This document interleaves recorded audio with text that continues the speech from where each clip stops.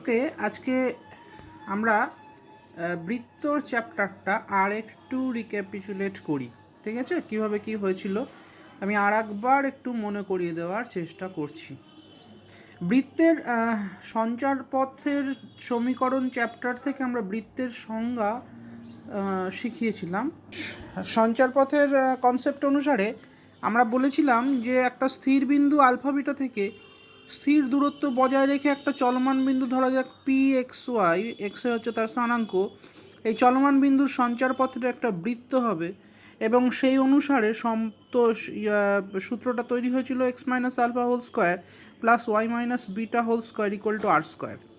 এইটা হচ্ছে মানে আমাদের মনে রাখার জন্য সবচেয়ে ইজি একটা সম্পর্ক বা সমীকরণ বৃত্তের ক্ষেত্রে।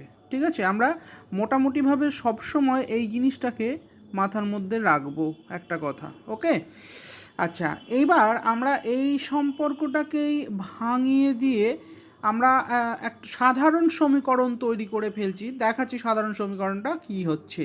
আমি ভেঙে নিই ভিডিওটা, তারপর আবার অন করব। ওকে, আমি এই যে সম্পর্কটা বা সূত্রটা ছিল তাকে আমরা ভাঙালাম x square plus y square minus two alpha x minus two beta y plus alpha square plus beta square minus r square equal to zero. এই সমীকরণটাকে আমরা আমি যে সমীকরণ লিখছি x square plus y square plus two g x plus two f y plus c equal to zero, এর সাথে একটা তুলনা করতে চাই। তো তুলনা করলে আমরা তুলনা করে জি সমান সমান পাই মাইনাস এফ, আর এফ সমান আর সরি জি সমান সমান পাই হচ্ছে আমরা মাইনাস আলফা, আর এফ সমান সমান পাই মাইনাস বিটা।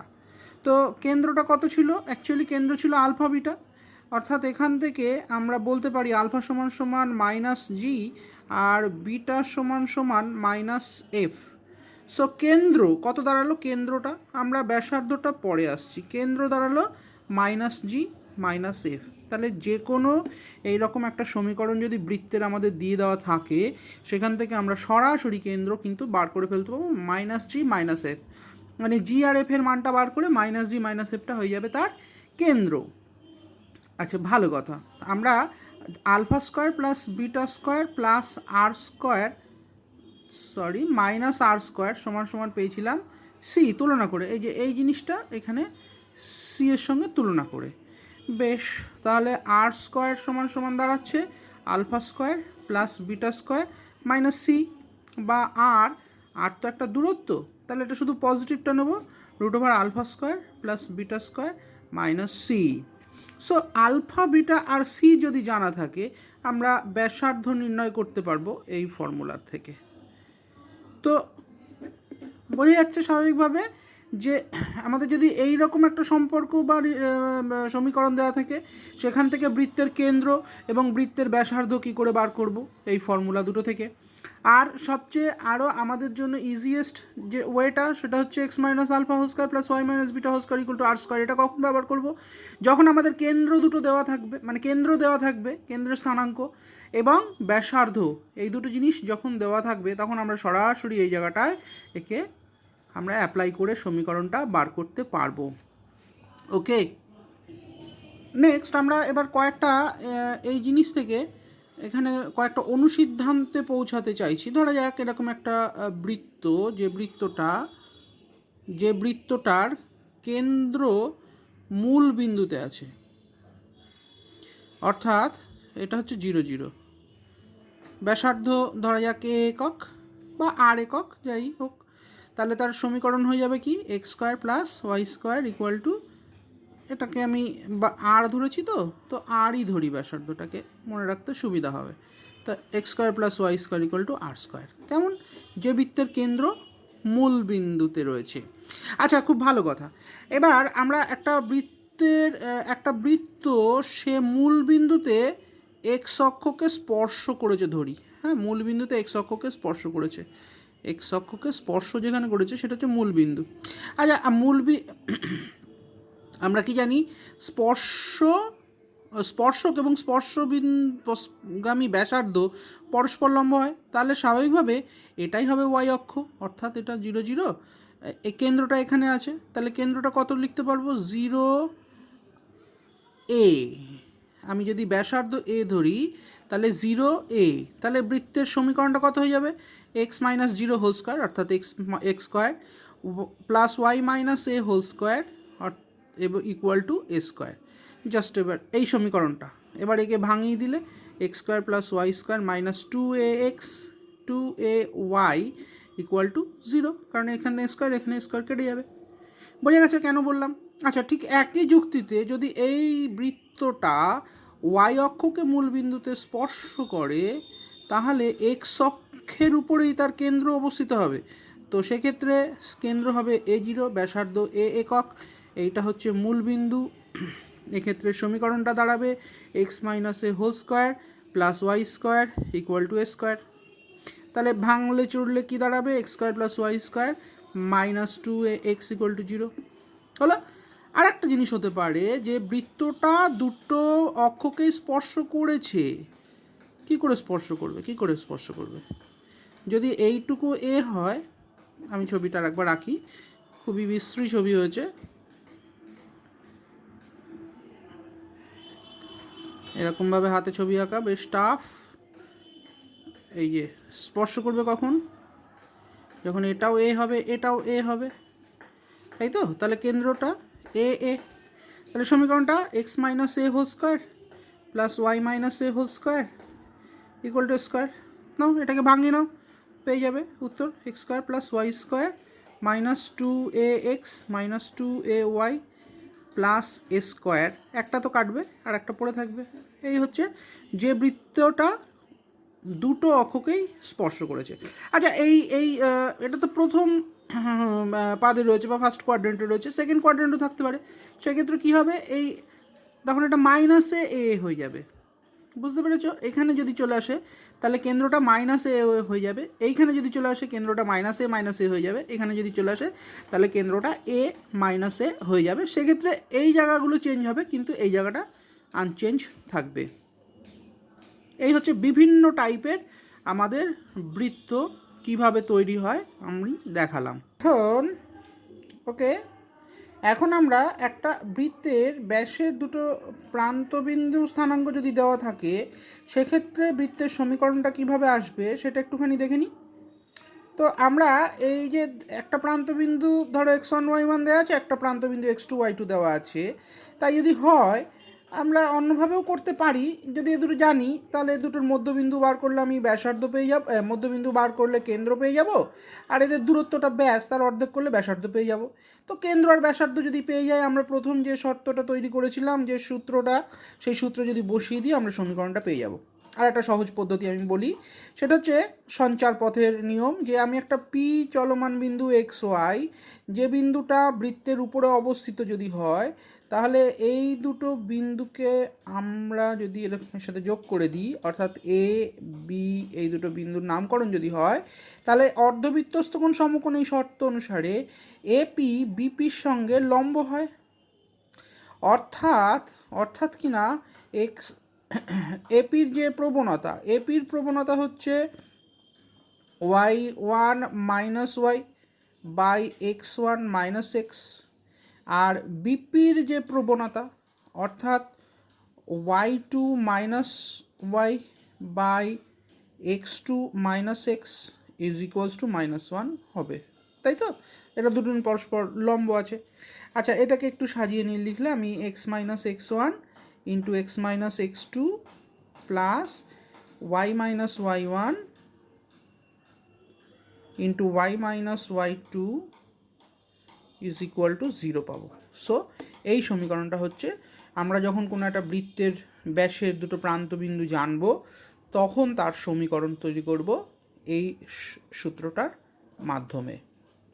আচ্ছা, এবার মনে করো তিনটে অসমরেখ বিন্দু দিয়ে, আমরা কি জানি ক্লাস 10-এ পড়েছি, তিনটে অসমরেখ বিন্দু দিয়ে কেবলমাত্র একটি বৃত্ত অঙ্কন করা যায়।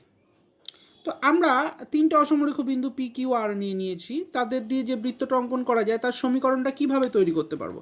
আচ্ছা, একটা কথা মনে করো যে আমরা এক্স স্কোয়ার প্লাস ওয়াই বৃত্তের সাধারণ সমীকরণ x square plus y square plus 2gx plus 2fy plus c equal to 0 আমরা জানতাম। এখানে অজানা রাশি কী কী ছিল, জি এফ সি। তা এই তিনটে অজানা রাশির মান বের করতে অন্তত পক্ষে তিনটে সমীকরণের প্রয়োজন হয়, তাই তো? তাহলে তিনটে সমীকরণ আমরা কোথা থেকে পেতে পারি? এই যে তিনটে বিন্দু যদি বৃত্তের উপর অবস্থিত হয়, তাহলে আমরা এই তিনটে বিন্দুকে এর উপরে স্থাপন করে দিলে একটা সম্পর্ক পাবো x1 square plus y1 square plus 2gx1 plus 2f(y1) plus c equal to 0। আচ্ছা, মনে এখানে x1 y1 তো আমরা মান জানি, gfc অজানা। ঠিক একইভাবে আমি এটাকে যদি আই লিখে দিই, দেখো আই কেন লিখছি না, আই এর মানে একটু শর্ট করে দিলাম লেখাটা, আই এর মান 1 2 3। তাহলে এখানে তিনটে সমীকরণ আছে, ঠিক আছে?